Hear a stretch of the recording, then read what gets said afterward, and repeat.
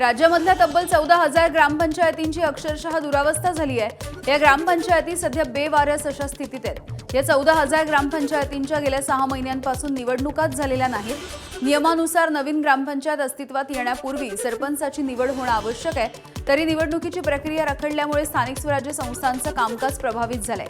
सरपंचाच्या निवडणुका न झाल्यामुळे 50,000 ग्रामपंचायतीच्या कर्मचाऱ्यांचे पगार हे काही महिन्यांपासून स्थगित आहेत आणि त्यामुळे त्यांच्या कुटुंबावरती उपासमारीची वेळ आली आहे। शिवाय गावांचा विकासही रखडलाय। गावं 6 वर्ष मागे गेली आहेत। 100हून अधिक पुरस्कार प्राप्त माजी सरपंच भास्कर पेरे पाटील यांनी राज्यामधल्या ग्रामपंचायत व्यवस्थेविषयी गंभीर अशी चिंता व्यक्त केली। पेरे पाटील हे पाटोद्याचे माजी सरपंच आहेत। आदर्श सरपंच असा पुरस्कार त्यांना मिळाला। त्यांच्या कार्यकाळामध्ये ग्रामपंचायतीला 100 पेक्षा अधिक पुरस्कार मिळाले होते आणि या परिस्थितीमुळे सुमारे 50,000 ग्रामपंचायतीच्या कर्मचाऱ्यांना गेल्या 5 महिन्यांपासून वेतनही मिळालेलं नाही।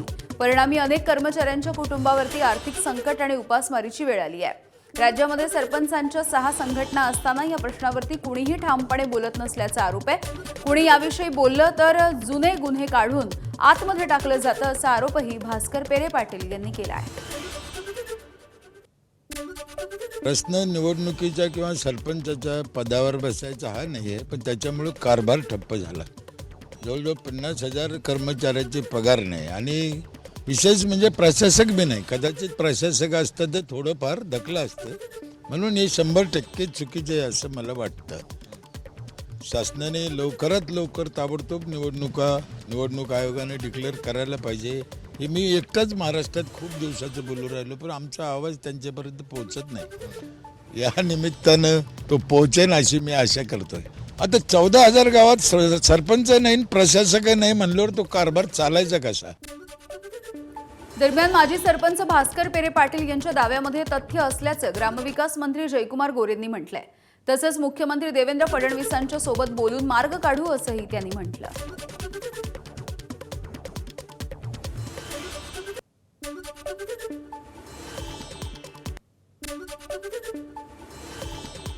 लवकरच आम्ही माननीय मुख्यमंत्री महोदयांशी चर्चा करून याच्यावर मार्ग काढू आणि कशा पद्धतीने आपल्याला विकास कामं ग्रामपंचायतीची पुढे घेऊन जाता येतील या संदर्भात चर्चा करू।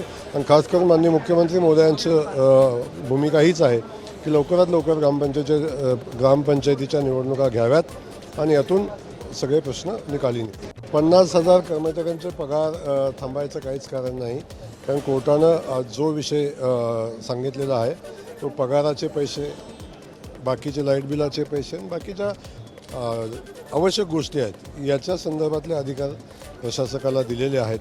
त्यामुळं नेमकं याच्यामध्ये काय अडचण आहे हे समजून घेऊन तेव्हा आम्ही नक्की मार्ग काढू। छत्रपती संभाजीनगरच्या पाटोदा ग्रामपंचायतीमध्ये सचिन सोनवणे हे गेल्या 25 वर्षांपासून लिपिक आणि पाणी पुरवठ्याचं काम करतात आणि त्यांचा पगार अवघा 15,000 रुपये आहे। यामधूनच त्यांच्या कुटुंबाचा उदरनिर्वाह चालतो, पण गेल्या 5 महिन्यांपासून पगार रखडल्यामुळे जगायचं तरी कसं असा प्रश्न त्यांच्या समोर आहे। किती महिने पगार नाही, कसं चाललंय मग सध्या? आता फेब्रुवारीपासून पगार नाही आहे, जवळजवळ 5 महिने झालेले आहे आणि म्हणजे घरामध्ये सगळं याच्यावरच असल्यामुळं घरची परिस्थिती ते पाहून पगार होणं अत्यावश्यक आहे। पगार नसल्यामुळं घरचं खर्चाचा त्याचा सगळा परिणाम वाढत चाललेला आहे। तरी शासनाने लवकरात लवकर पगाराची व्यवस्था करावी अशी शासनाला विनंती। घरी आता असंच उसनवारी करून ते शेजाऱ्या पाजाऱ्याकडून पैसे नसल्यामुळं काय काम करता? मी ग्रामपंचायत कर्मचारी आहे, ऑपरेटर आपलं लिपिक आहे। जागतिक पर्यावरण दिनाच्या निमित्ताने दादरमधील शिवाजी पार्क इथे स्वच्छ किनारा सुंदर मुंबई हे अभियान राबवण्यात आलं। पुण्यनगरी आणि संगम प्रतिष्ठानच्या मार्फत राबवण्यात आलेल्या या अभियानामध्ये मनसेचे नेते अमित ठाकरे हे देखील सहभागी झाले। मला वाटतं सगळ्यांनी डोक्यात घालून घेतलं पाहिजे। त्याच्यामुळे आता मी पुणे बघतो, ठाणे बघतो, नवी मुंबई बघतो, मुंबई बघतो, सगळीकडे झाडं कापण्याचा जो कार्यक्रम चालू आहे डेव्हलपमेंटच्या नावाखाली, किंवा समुद्र किनारे तुम्ही साफसफाई किती वर्ष आम्हाला सांगताय। मिठी नदीमधनं जो कचरा येतोय, जो गाळ येतोय तो आपल्या जुहू बीच किंवा दादर असेल, माहीम असेल तिकडे येऊन साचतोय आणि तुम्ही जुहूची परिस्थिती बघू शकता तुम्ही। त्याच्यामुळे मला खरंच वाटतं की आपल्याला जेव्हा कळेल की आपण त्यांच्यामुळे आहोत तेव्हा आपण खरं माणूस म्हणून जिंकू.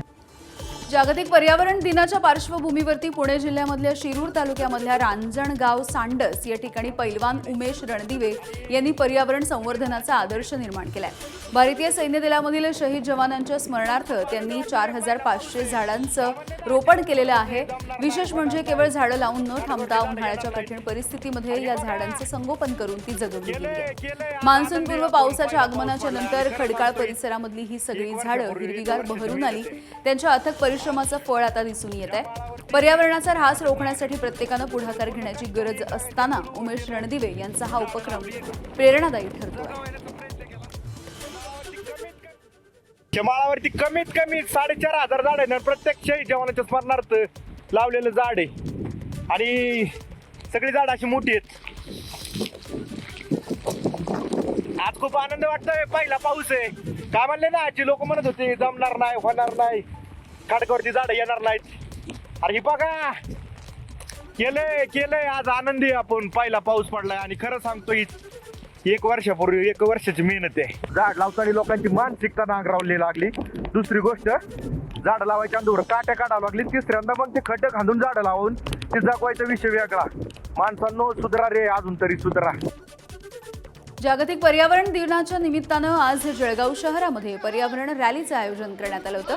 खासदार स्मिता वाघ, महापौर दीपमाला काळे, मनपा आयुक्त धनेश्वर ढेरे यांच्यासह शेकडो पर्यावरण प्रेमी या रॅलीत सहभागी झाले. शहरामधील शिवतीर्थ मैदानावरती वृक्षारोपण करून आणि पर्यावरण रक्षणाची शपथ घेऊन या रॅलीला सुरुवात झाली. मनपासह पर्यावरण रक्षणासाठी काम करणाऱ्या विविध सामाजिक संस्था आणि पदाधिकारी या रॅलीमध्ये सहभागी झाले. आज ही संख्या पाहता की जळगावकर नक्की माझ्या या आव्हानाला माझ्यासोबत राहतील, महापालिका सोबत राहतील आणि वृक्ष हे जास्तीत जास्त संख्येने इथे वाढवतील. त्यासोबतच कचरा जो आहे कुठेही न टाकता, प्लॅस्टिक सिंगल यूज प्लॅस्टिक न वापरता, जे आपल्याला पर्यावरणपूरक आहे, कापडी पिशवी आहे, सर्वांनी ती वापरावी आणि सर्वांनी प्लॅस्टिक इकडे तिकडे कचरा न फेकता ओला कचरा सुका कचरा वेगळा करता त्याचं सॅग्रिगेशन करून द्यायचं. म्हणजे जे प्रदूषण होत आहे आणि अस्वच्छता जी जळगावमध्ये आहे ती कमी होईल आणि खात्री आहे जळगावकर सर्व माझ्यासोबत आहे आणि नक्की करतील. माझं शहर माझी जबाबदारी याच्या अंतर्गत आज विविध सामाजिक संस्थांच्या माध्यमातून या ठिकाणी आज वृक्षदिंडी काढली जाते आहेत. याच्यात महानगरपालिकेपासून वेगळ्या विविध संघटना म्हणजे मेडिकल असोसिएशनपासून सगळ्या संघटना याच्यामध्ये सहभागी होतात आणि खरं म्हणजे पर्यावरणाची सुरक्षा करणं हे प्रत्येक नागरिकाचं कर्तव्य आहे. या माध्यमातून हा संदेश देण्यासाठीच ही आज रॅली आपण या ठिकाणी काढतो. पर्यावरण दिनाच्या निमित्तानं नागपूरमधून एक प्रेरणादायी अशी घटना समोर येते. शहरामधल्या पाचपावली परिसरामधील ठक्कर ग्राम या ठिकाणी 188 वर्ष जुनं वडाचं झाड एका प्रकल्पामुळे अडथळा ठरत होतं. सुरुवातीला झाड तोडण्याची चर्चा झाली, मात्र त्याला विरोध झाल्याच्या नंतर हे प्रकरण न्यायालयामध्ये गेलं. न्यायालयाच्या निर्देशानंतर तज्ज्ञांच्या मार्गदर्शनाखाली हे महाकाय वडाचं झाड ठक्कर ग्राममधून सुमारे 9 किलोमीटर अंतरावरच्या गोरेवाडा या परिसरामध्ये हलवण्यात आलंय. सुमारे 6 महिन्यांच्या नंतर या झाडाला नव्या ठिकाणी हिरवी पालवी फुटली आहे. झाडानं नव्या वातावरणामध्ये यशस्वीपणे तग धरलाय. तज्ज्ञांच्या मते एवढ्या जुन्या झाडाचं यशस्वी पुनर्रोपण होण्याची ही दुर्मिळ अशी घटना आहे. दिलीपजी, आज किती आनंद होतो आहे या झाडाला हिरवगार पाहून. तो अवर्णनीय आहे, कारण आपण निसर्गाच्या सोबत आहो म्हणून आपण आहो. निसर्गाच्या विरुद्ध गेलं तर आपण आज बघताय आज नागपूरचं टेम्परेचर किती वाढलेलं आहे. मी हायकोर्टाने आम्हाला या ट्री ट्रान्सप्लांटेशन करता नॉमिनेट केलं. मी MSc बॉटनी केलं 1978मध्ये आणि गेल्या जवळजवळ 46 वर्षापासून या फील्डमध्ये काम करतो आहे. यात आम्ही असंख्य ट्रीज ट्रान्सप्लांट केले आणि तुम्ही याचा जो रिझल्ट आहे तो बघताच. जे प्रयत्न घेण्यात आले, जसं सरांनी सांगितले गनी बॅगमध्ये, तिथं जेव्हा आम्ही ट्रिमिंग आणि कटिंग केली तेव्हासुद्धा एवढे केअरफुली प्रिकॉशन्स घेण्यात आले की त्याला बोर्डोपेस्ट लावण्यात आली, त्याला फंगीसाईडचा स्प्रे केला. म्हणजे एखाद्या माणसाला जखम झाल्यावर ज्याला जसं आपण टिंचर आयडीन लावतो सेम ट्रीटमेंट याला नवीन जीवन म्हणजे हार्ट ट्रान्सप्लांट करण्याची जी प्रोसेसमध्ये आपण ज्या गोष्टी करतो तशाच या पद्धतीने या झाडाला करण्यात आली. तिथून आणण्यापर्यंत याचा जो प्रवास सुखद झाला. इथं आल्यावरही काही चॅलेंजेस होते की त्याला उभं करणं, त्याचे रूट जेव्हा आम्ही त्या जो गड्डा केलेला होता त्या गड्ड्यामध्ये टाकताना ते रूट्स पण व्यवस्थित झाले पाहिजे, त्याला कुठल्याच प्रकारचं बेंडिंग नाही झालं. या सर्व गोष्टीचं प्रिकॉशन सरांच्या माध्यमातून आमच्या टीमच्या माध्यमातून घेण्यात आलं आणि ते करण्यात आलं. वृक्षांचा पुनर्रोपण यशस्वीरित्या होऊ शकतो, वृक्ष पुन्हा जगू शकतात याचं एक उत्तम उदाहरण हा 188 वर्ष जुना वडाचं झाड सर्वांसमोर प्रस्तुत करतोय. कॅमेरामॅन अतुल हिरडेसह रजत वसिष्ठ, ABP माझा, नागपूर. मुख्यमंत्री देवेंद्र फडणवीस यांच्या हरित महाराष्ट्र 300 कोटी वृक्षारोपण या मोहिमेला मुंबई उपनगरामध्ये आजपासून जोरदार सुरुवात झाली आहे. आरे परिसरामधील तब्बल 80 एकर रिक्त जागेमध्ये 5 लाख झाडं लावण्याचा संकल्प करण्यात आलाय. या मोहिमेची सुरुवात आज झालेली आहे. पालकमंत्री आशिष शेलार यांनी या संदर्भातली माहिती दिली. मियावाकी पद्धती, GIS आधारित नियोजन आणि डिजिटल मॉनिटरिंग यांच्या माध्यमातून आरेला अधिक समृद्ध आणि भविष्यामधल्या पिढ्यांसाठी प्रेरणादायी जंगल बनवण्याचा निर्धार यावेळेला प्रशासनानं व्यक्त केला आहे. राज्य सरकारच्या महत्वाकांक्षी अशा 300 कोटी झाडं लावण्याच्या प्रकल्पातील मुंबई शहराचा वाटा, त्यातील आरेमध्ये जंगल निर्माण करण्यासाठी या 80 एकरमध्ये 5 लाख झाडं लावण्याच्या उपक्रमाला आज आपण सुरुवात केली आहे.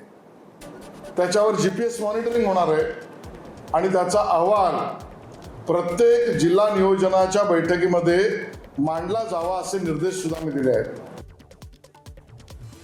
जागतिक पर्यावरण दिनाच्या निमित्तानं भिवंडीच्या अंजूर फाटा परिसरामध्ये वृक्षारोपण आणि पर्यावरण जनजागृती याचा कार्यक्रम पार पडला.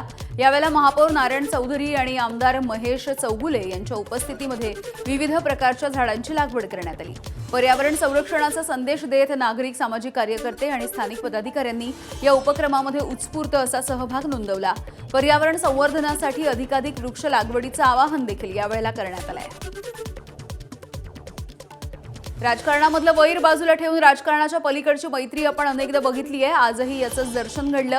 काँग्रेसचे नेते नाना पटोले यांच्या वाढदिवसाच्या निमित्तानं राष्ट्रवादीच्या प्रफुल्ल पटेल यांनी त्यांना फोनवरून शुभेच्छा दिल्या आणि या दोन्ही नेत्यांचा फोनवरचा जो संवाद आहे तो माध्यमांच्या कॅमेरामध्ये देखील कैद झाला.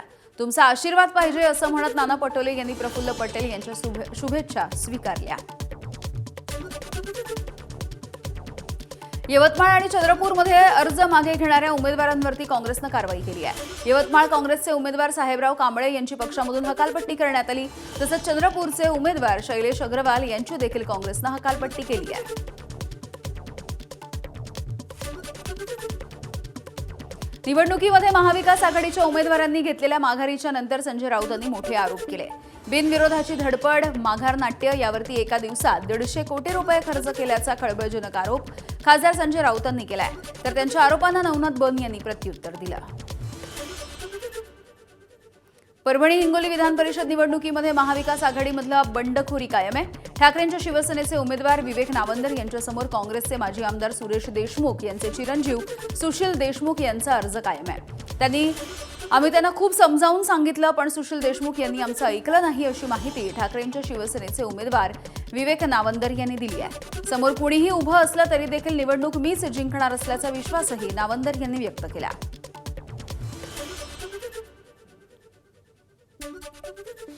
सदरील उमेदवारांनी काही त्यांच्या पक्षाकडेही तिकीट मागितलं नव्हतं, पण दुर्दैवाने पक्षाच्याच नगरसेवकांना त्याच्यामध्ये सूचक म्हणून घेऊन त्यांनी तो अर्ज दाखल केलेला आहे.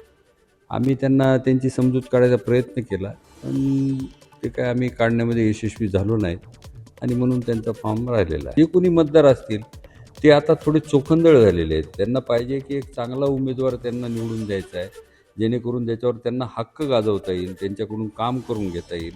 आणि म्हणून मला वाटतं ह्या सगळ्या परीक्षांमध्ये मी सरस ठरेन आणि निश्चित विजय आमचाच होईल.